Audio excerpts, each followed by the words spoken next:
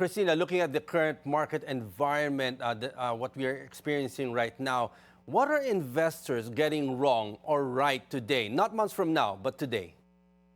Mhm.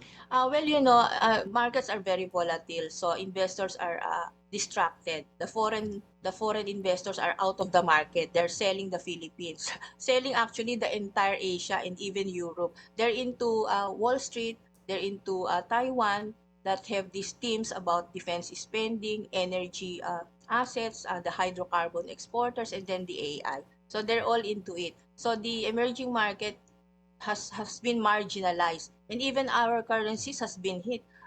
PISA is the worst performer now in ASEAN.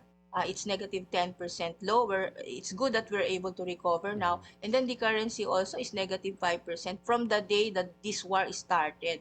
So I think this is the time to really focus on what the future will be, what the forecasters are saying, which is for instance the IMF is saying that we will have recovery for 2027 because this war is not gonna last forever.